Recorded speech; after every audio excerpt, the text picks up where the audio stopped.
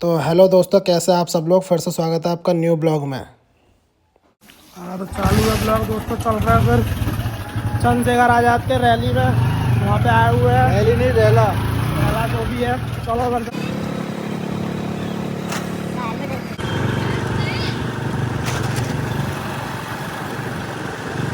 तो देख रहे हो आप, आरबीएस में आ चुका हूँ और यहाँ से हम निकलने वाले हैं जीआईसी ग्राउंड पचकुइयाँ, जहाँ पे चंद्रशेखर आज़ाद जी आने वाले हैं। और मैं आपको बता दूँ, हमारे सब भाई बंधु सब वहीं पे पहुँचने वाले हैं। और आप देख रहे हो धीरे धीरे आपको क्राउड भी मिलता रहेगा बीचों बीच में।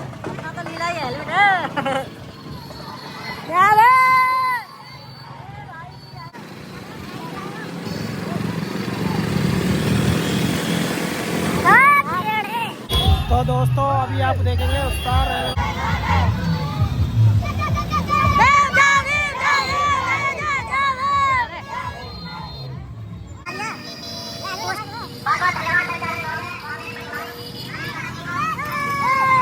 तो दोस्तों यहाँ आ चुके हैं हम।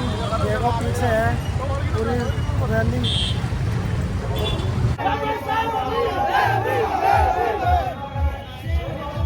जैसा कि आप ये सब क्राउड देख रहे हैं, हम जीआईसी ग्राउंड के पास ही है। रोड पर आप देख रहे हो पूरे विशाल रैली हो चुकी है यहाँ पे, और पूरे चंद्रशेखर आज़ाद भैया जी के पोस्टर लगे हुए हैं। बहुत ही अच्छा, बहुत ही मज़ा आ रहा है यहाँ पे।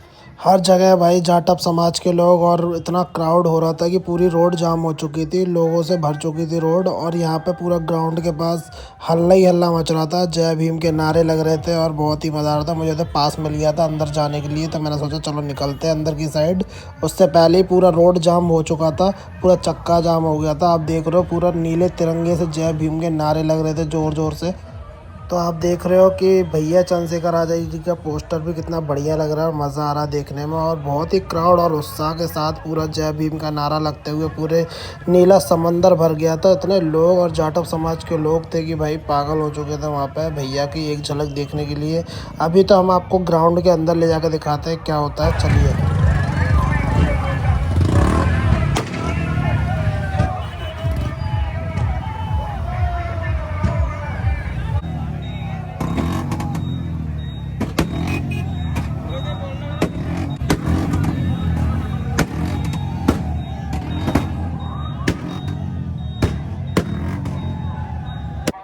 उस जाम में से निकलने के बाद हम जब जीआईसी ग्राउंड के अंदर पहुंचे, और आप देख रहे हो कि लोग इतनी तादाद में आए हुए हैं कि लाखों की तादाद में है। यहाँ पे इतनी भीड़ हो रही थी ना कि भाई पैर रखने की भी जगह नहीं थी। लेकिन धीरे धीरे भीड़ और बढ़ती जा रही थी। भैया चंद्रशेखर आज़ाद जी की झलक देखने के लिए लोग इतने बेताब थे कि झूम उठ रहे थे कि और पागल हो रहे थे देखने के लिए। मैं आपको अभी थोड़ी देर में आगे जाके दिखाऊंगा कि भाई कितना भीड़ और कितना उत्साह के साथ लोग, एकदम ऐसा लग रहा था पूरा नीला समंदर भर गया भाई। जय भीम के नारे से लोग एकदम पागल हो रहे थे, झूम उठे थे।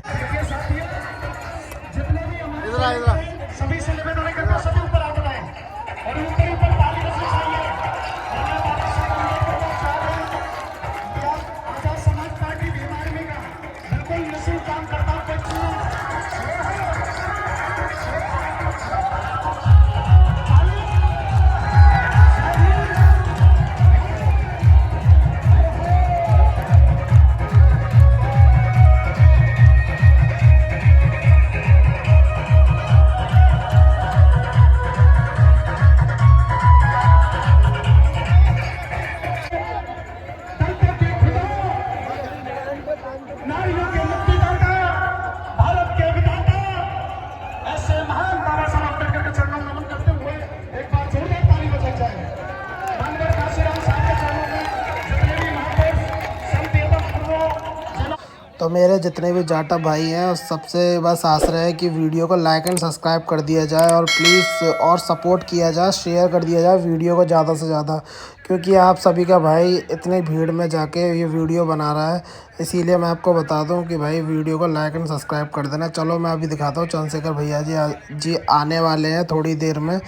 भीड़ धीरे धीरे बढ़ने वाली है, मैं आपको बता दूं थोड़ी देर में यहाँ पे इतनी भीड़ हो जाएगी कि लोग बाग जगह नहीं बचेगी। और यहाँ पे कुछ बॉडी बिल्डर भी थे, जाटव भाई लोग, जो अपने प्रदर्शन कर रहे थे बॉडी, और बहुत ही अच्छा लग रहा था लोगों को देखने में। तो इसीलिए हम भी देखने लगे। लोग बहुत उत्साह के साथ इनको प्रमोट कर रहे थे देख।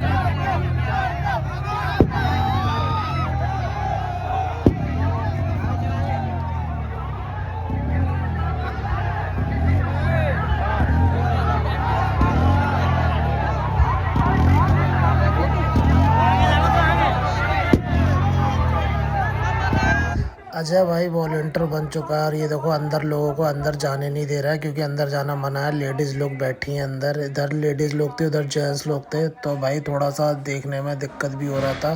तो लोग बागों ने इतना उधम मचा रखा था कि भाई पूरा बोर्ड वोर्ड पोस्टर वोस्टर पूरा हिला दिया था जितना भी पीछे रखा हुआ था बैकग्राउंड में। जब भी आप कहीं भी रैली में जाएं तो मेरे ये जाटा भाई लोग जैसे बैठे हैं ऊपर, ये बोर्ड गिर गया था तो एक हमारा जाटा भाई वहाँ पर गिरा और बेहोश हो गया था थोड़ा, क्योंकि उसकी थोड़ी हालत ख़राब थी, बहुत ही गंभीर हालत थी, वो बोर्ड पर से गिरा हुआ था, चढ़ा हुआ था।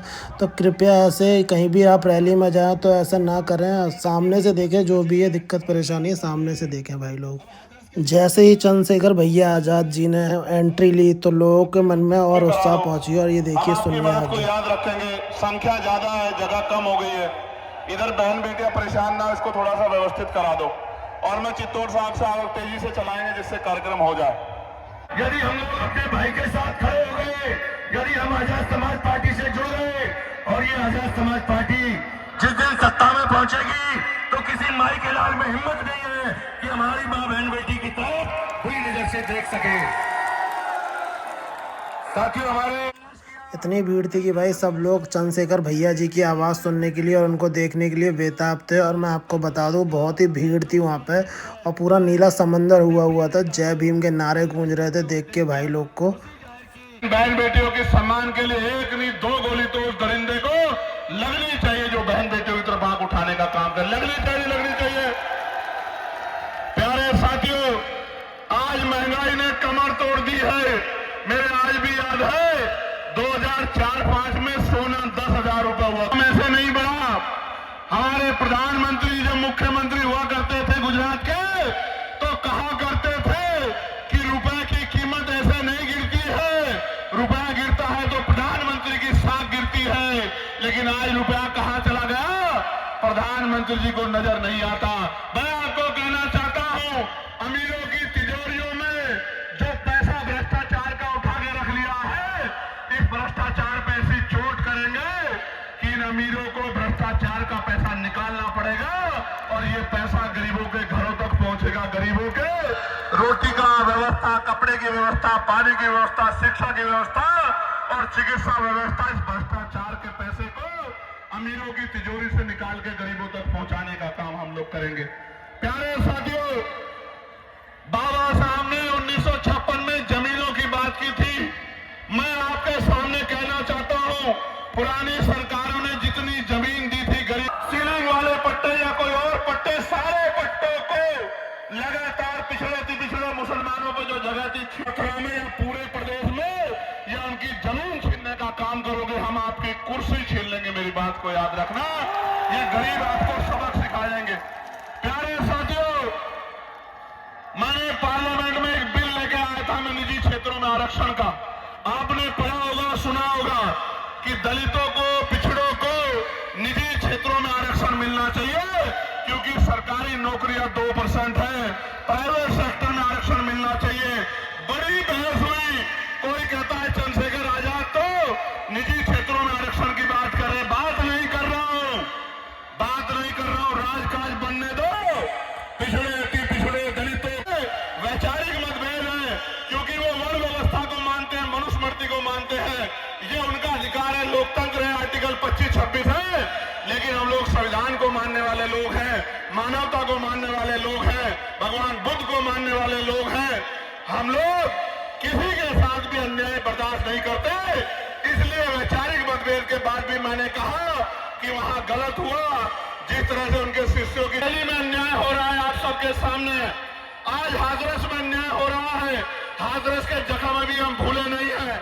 आज बुलंदशहर में क्या हाल है, प्रयागराज आपको याद होगा किस तरह से 90 बच्चों को जेल भेजने का काम इस सरकार ने किया था।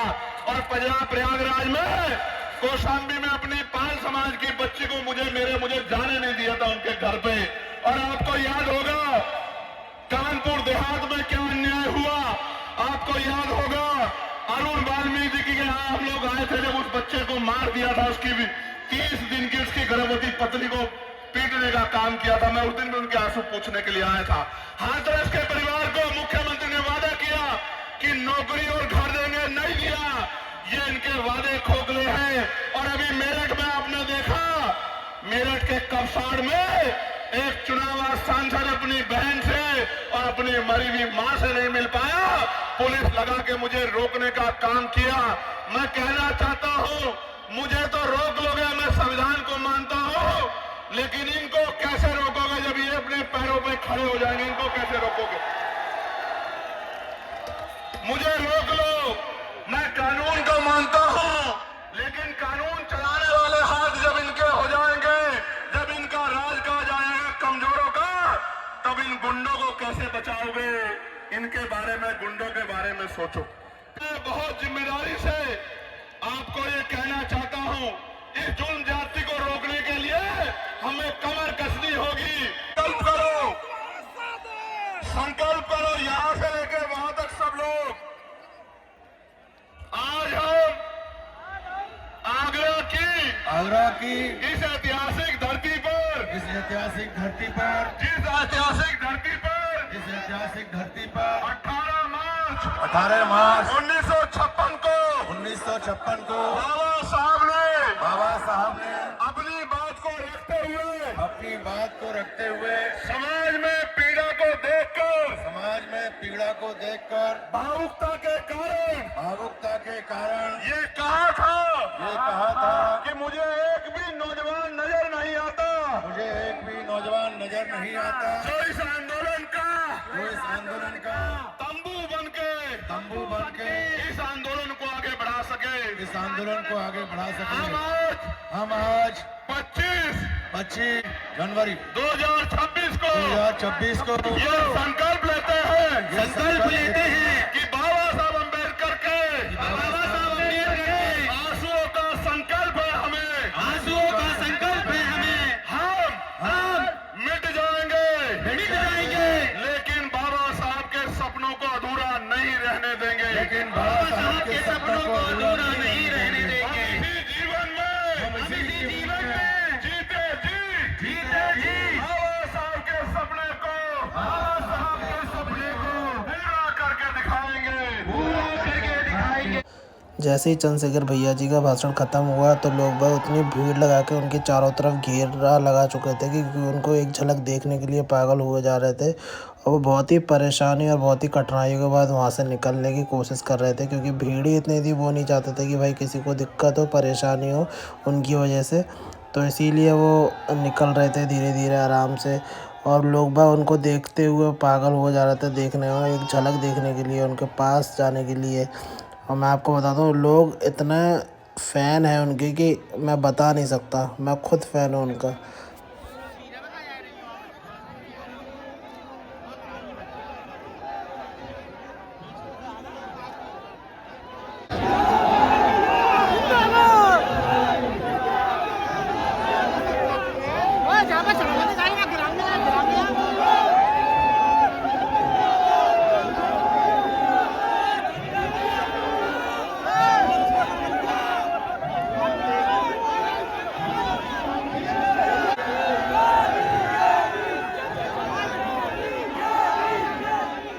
जैसा कि आप देख रहे हैं चंद्रशेखर भैया जी कैसे कार पर खड़े होके जा रहे हैं, और सामने की भीड़ देखो आप, कितनी भीड़ है लोग उनको देखने के लिए। प्रशासन कुछ भी नहीं कर पा रहा है उस भीड़ को हटाने के लिए, इतनी भीड़ है सामने कार के कि पूछो मत आप। बहुत ही परेशानी हो रही थी उनको निकलने में वहाँ से।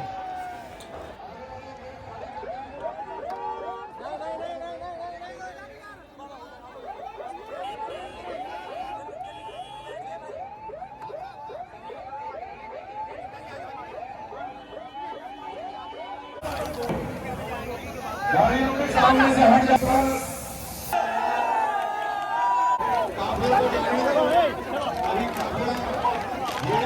तो दोस्त लोग आप देख रहे होंगे, आप इतनी भीड़ में से ये अनुज जाटव जी सिंगर है बहुत बड़े, जो कि हमारे जाटव समाज के बहुत ही अच्छे सिंगर है, और इतनी भीड़ का सामना करते हुए जा रहे हैं वो। इतना परेशानी हो रहा था इनको भी बाहर निकलने में, लोग बाग समझ ही नहीं रहे थे कि भाई इतना भीड़ भक्कड़ में। तो आप देख ही रहे हो, आप सामने खुद देखो आप, कितनी परेशानी हो रही थी, वो भी क्या ही कहेंगे।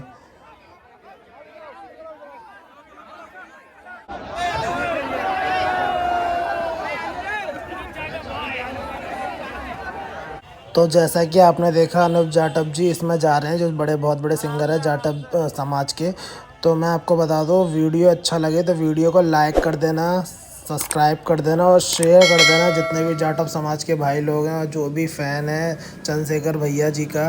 तो प्लीज़ वीडियो को लाइक एंड सब्सक्राइब कर देना जोर भाइयों। और वीडियो को एंड करता हूँ मैं यहीं पे। और रैली ख़त्म हो चुकी तो हम निकल लिए घर की तरफ।